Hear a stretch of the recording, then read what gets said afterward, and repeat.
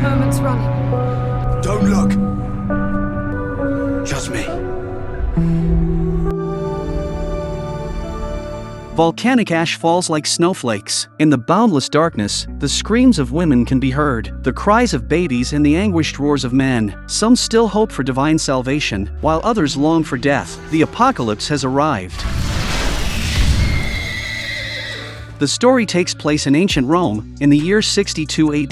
The Celtic tribe has been brutally slaughtered. A boy witnesses his father die beneath a sword, and his mother, in an effort to protect him, has her bones crushed by a horse's hooves. The boy dares not cry out, lying quietly on the ground, pretending to be a small corpse. Later, he was thrown into a mound of dirt and held close to the bodies of his people, borrowing warmth from their dead bodies. The boy falls into a deep sleep. When dawn breaks, he is awakened by the cold. Looking up, he sees his mother and father hanging upside down from a tree, merging with the dry branches. He feels hatred in his heart, but can do nothing. As a young and weak child, he lacks the strength to bury his parents. He wanders aimlessly in the woods, unsure of where the end lies. A heavy rain pours down, beating against him and making him shiver. Suddenly, a group of fierce men lifts him high, inspecting his teeth as if he were livestock. Thus, the last Celtic man, Milo, becomes a slave. 17 years later, the capital of Britain is shrouded in a layer of rain, but the dense raindrops cannot wash away the stench of blood in the arena. Slaves fight each other in the gladiatorial arena,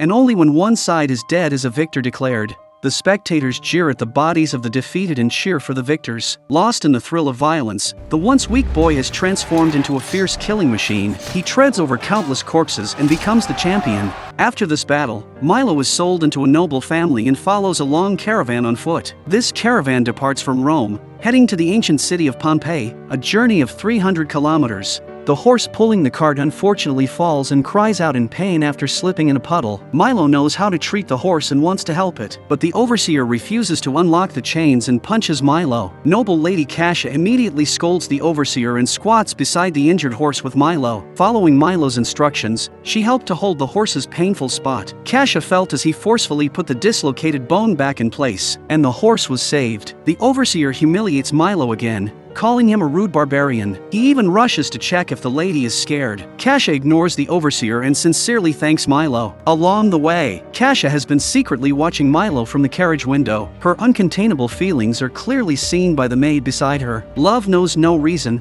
Love at first sight can happen at any moment. The caravan soon arrives in Pompeii. Kasia eagerly jumps out of the carriage, laughing and running through the bustling streets. This entire city is her home, as she is the only daughter of the city lord, the most precious existence in Pompeii. She grew up surrounded by love, so she always views the world with innocence. She is kind and pure, caring for every living being, but Milo is the complete opposite. He has grown up in violence. Even upon arriving in Pompeii, he can only rely on brutal fighting to survive. The images of his parents' tragic deaths haunt him every night, and revenge is his only motivation for struggling through pain. A few days later, the amphitheater will host a grand competition to encourage the slaves to fight harder. The organizer makes a tempting promise. Whoever wins the championship can shed their slave identity and truly gain freedom. Milo, upon hearing this, is filled with excitement and eagerly challenges the strongest local black slave, Atticus. Although it is just a pre-match training, both use all their strength, quickly getting into a fierce struggle with no clear victor. A large circle of slaves gathers around, excitedly watching this fair duel. Once the crowd grows, it is inevitable that some despicable people will mix in. Someone secretly pulls out a small knife and suddenly stabs at Milo's back. Atticus quickly pushes Milo aside and kicks the knife away. Afterward, Atticus tells Milo that he was not saving him but upholding the spirit of the gladiators. He wants to fight openly, even if he loses, to die gloriously and cleanly in the arena, but he firmly believes he will never lose. On the day of the match, he intends to personally kill Milo and win that one chance at freedom, but the desire for freedom is not limited to slaves. In the class-divided Rome, the emperor is the highest authority. The next tier consists of the politicians surrounding the emperor. Even noble families like Kasia's must heed the politicians' whims. Senator Corvus covets Kasia's beauty and has pursued her all the way from Rome to Pompeii. He pressures Kasia's father with threats and temptations while passionately proposing to Kasia. No matter how Kasia refuses, he pretends not to hear. He does not care about Kasia's wishes. He only enjoys the process of proposing. He knows that with just a slight exertion of his power, he can make Kasia's entire family submit. Kasia seems to see her own fate. She fears becoming a caged bird raised by Corvus, growing increasingly anxious. That night, Cassia's favorite white horse goes wild. She insists on having Milo calm the horse, using it as an opportunity to see him again.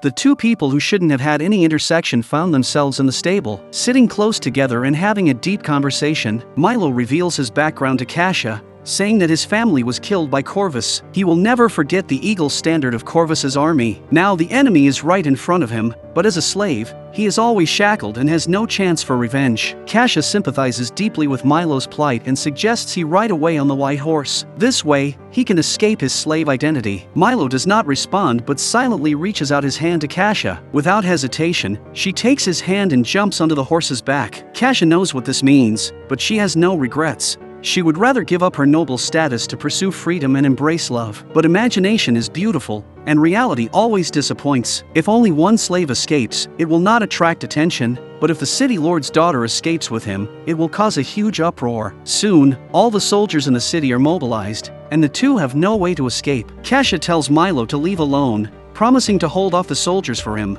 but Milo refuses. He gives up the chance for freedom because the price of freedom is losing Cassia. He only wants to be by Cassia's side, even if it means being a slave. After being captured and taken back to the castle, Corvus holds a sword to Milo's throat. Cassia pleads with him to spare her life, lying that a white horse went berserk and charged. Milo protects her along the way, allowing her to escape. Cassia's lowly position earns Milo a reprieve, but while the death penalty is avoided, he still faces punishment. Milo must endure whipping, but such brutal punishment cannot satisfy Corvus.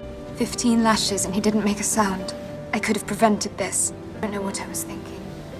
That he made you feel alive. He made me feel safe. A man like that does not deserve to die in the arena.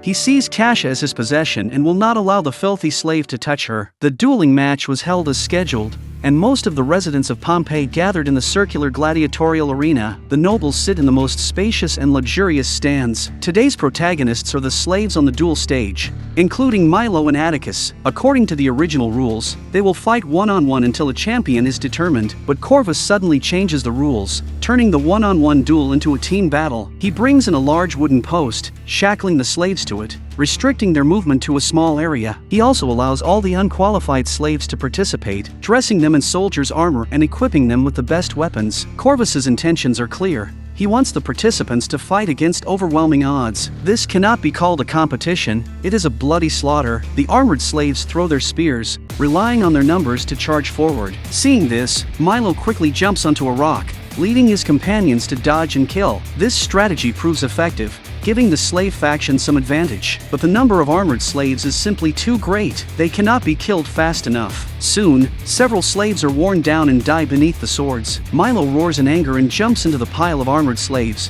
killing one after another with great satisfaction. Cassia in the stands is deeply worried, her brow furrowing involuntarily. Corvus clearly senses Cassia's feelings for Milo and immediately proposes to the city lord and his wife. He announces that the wedding must take place in Rome, and Cassia cannot refuse. If she does, Corvus will label her father a reactionary and hang Cassia's parents and kin from the city walls. Meanwhile, only Milo and Atticus remain on the duel stage. Milo fights fiercely in the front, while Atticus cuts down the wooden pillars, crushing a large group of armored slaves. Then Milo rides a swift horse, using chains to take down a large number of armored slaves. Atticus provides cover from above.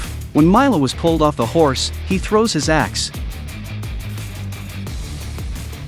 The two work together seamlessly, perfectly winning this extremely unfair match. They earn the respect of the people of Pompeii. The crowd cheers, hoping both will gain their freedom. Milo breaks the eagle standard and uses a piece of wood as a makeshift spear to throw at Corvus, but it is intercepted by Corvus's guards. In a moment of recklessness, Milo not only fails to achieve revenge but also drags Atticus into a death sentence. Just as the two are about to be shot with arrows, Cassia bravely steps forward, declaring that they are both free. She reminds Corvus that the promises made in the arena hold legal weight. The victor should gain their freedom. If Roman law is violated, it will surely lead to a slave revolt, sparking a revolution. At that time, the emperor will certainly punish Corvus. Cassia adds that she might be forced to marry under duress, but even if Corvus possesses her body, he will never have her heart. Corvus is infuriated by her words and orders the soldiers to imprison Cassia in a villa. He wants to see how long the noble lady can endure in a dilapidated warehouse. Corvus temporarily suppresses his anger and decides to kill Milo in another way. He uses the excuse of a final duel, sending his seasoned guards to face Milo in a life-or-death battle. At that moment, the volcano near Pompeii erupts,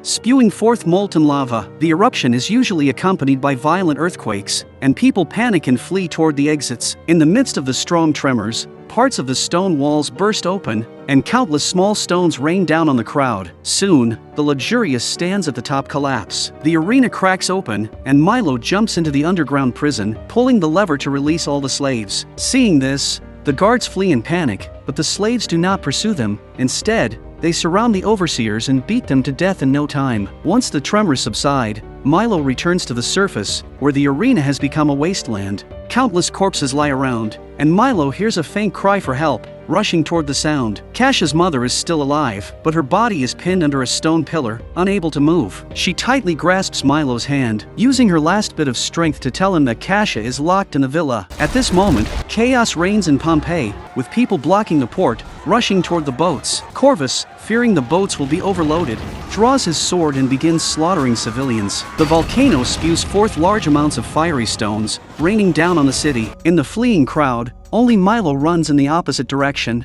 His destination is the villa closest to the volcano. In the place closest to death, there is his beloved girl, the one who risked her life to defend him, willing to do anything to secure his freedom. When Milo reaches the villa, Cascia has already fainted from the smoke. She slowly opens her eyes at Milo's call, incredulously saying, "You came back for me." The loyal maid quickly brings Cascia a cup of water, urging her to drink deeply. The maid tries to fetch another cup, but suddenly the villa shakes, and she is buried under a falling stone. Meanwhile, the volcano grows increasingly furious, with more and more fiery stones falling. Several boats that had already set sail are sunk, and the once calm sea stirs into a tempest. In the crowd, Atticus climbs to a high point and sees the sea rushing toward the city. He shouts for people to turn back, but it is too late. Most of those trapped at the port are swallowed by the waves, and those who escape the flood are crushed by falling stones. The once prosperous Pompeii has turned into a dead city, littered with charred corpses. Fortunately, Milo encounters Cascia and Atticus. Through him, they learn that the port no longer exists, and the only way out is to take the southern mountain path. But relying solely on their legs will not be enough. They must return to the arena to find horses. Upon entering the arena, Cascia sees the collapsed stands. She knows that her parents are trapped beneath and cannot help but want to say a final goodbye. Milo gives her time alone while he and Atticus search for horses. Just as they find the white horse, Cascia suddenly disappears.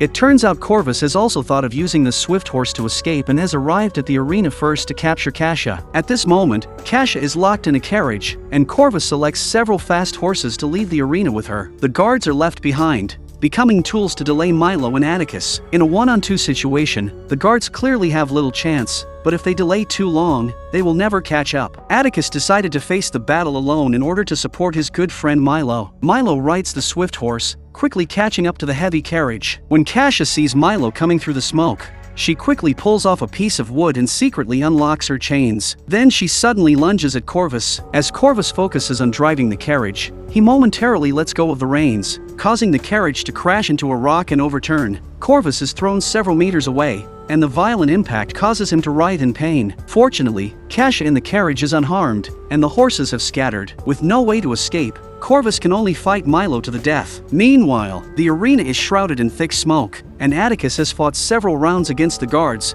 gradually losing ground. Seeing that Atticus is exhausted, a guard strikes him with a powerful blow, driving a sharp sword into his unarmored body. The guard taunts Atticus from above, calling him the lowest of slaves. The highest honor for a slave gladiator is to die, yet he dares to demand freedom from Rome. Atticus glares, enduring the pain as he breaks the blade inside him. Then he drives the broken blade into the guard's carotid artery.